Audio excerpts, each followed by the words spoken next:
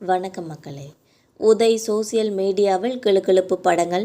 சொந்த மகனை திருத்த துப்பில்ல, ஸ்டாலினை வெளுத்து வாங்கிய CV சண்முகம் அவர்களை பற்றி இந்த வீடியோவில் பார்க்கலாம் வாங்க.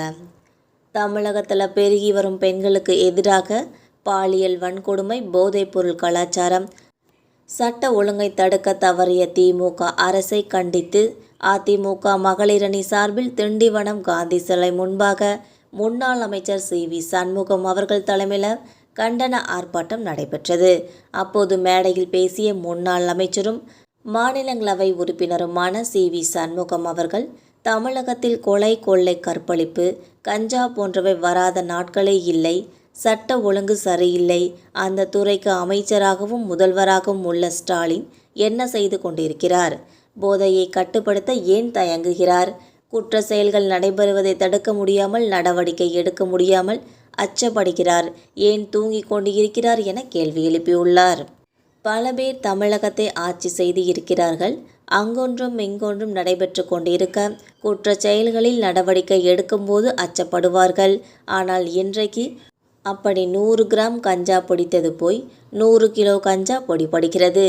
திமுக ஆட்சிக்கு வந்த 3 ஆண்டுகளில் 3000 கோடிக்கு திமுக நிர்வாகி ஜாபர் ஜாகித் போதை மருந்து விற்பனை செய்துள்ளார். கஞ்சா போதைப்பொருள் விற்பனை செய்பவர்களுக்கு பயமில்லை. பள்ளி மாணவர்கள், கல்லூரி மாணவர்கள் குறிவைத்து கஞ்சா விற்பனை செய்யப்படுகிறது. அரிசி பருப்பு கிடைக்கிறதோ இல்லையோ கஞ்சா கிடைக்கிறது என்றும் கூறியுள்ளார். தீபாவளிக்கு வாழ்த்து சொல்ல மாட்டார்கள், ஆனால் தீபாவளியை மட்டும் கொண்டாடுவார்கள்.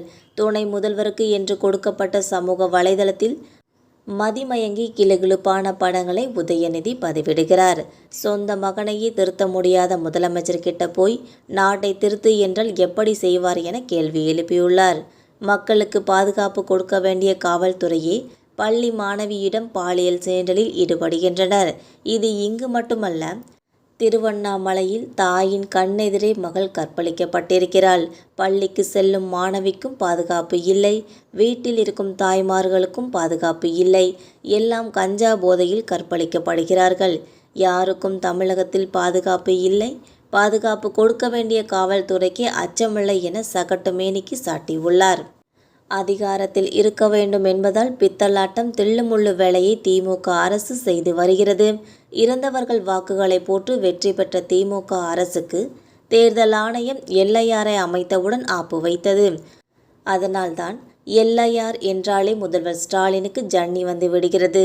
தேர்தல் ஆணையத்தில் எல்லையாரை தமிழகத்தில் நடத்த வேண்டும் என்று அதிமுக கூறியது. ஏனென்றால் எங்களுக்கு எல்லையாரை கண்டு பயமில்லை. தமிழகத்தில் பெருகி வரும் பெண்களுக்கு எதிராக பாலியல் வன்கொடுமை, போதைப்பொருள் கலாச்சாரம், சட்டம் ஒழுங்கை தடுக்க தவறிய திமுக அரசை கண்டித்து அதிமுக மகளிரணி சார்பில் திண்டிவனம் காந்தி சிலை முன்பாக முன்னாள் அமைச்சர் CV சண்முகம் தலைமையில் கண்டன ஆர்ப்பாட்டம் நடைபெற்றுள்ளது என்பது குறிப்பிடத்தக்கது. இந்த வீடியோ உங்களுக்கு பிடிச்சிருந்தா மறக்காமல் சப்ஸ்கிரைப் பண்ணி பெல் ஐகானை கிளிக் பண்ணி வச்சுக்கோங்க. அப்போ தான் நம்ம போகிற டெய்லி வீடியோஸ் உடனுக்குடன் நோட்டிஃபிகேஷனாக வந்து சேரும். தேங்க்யூ.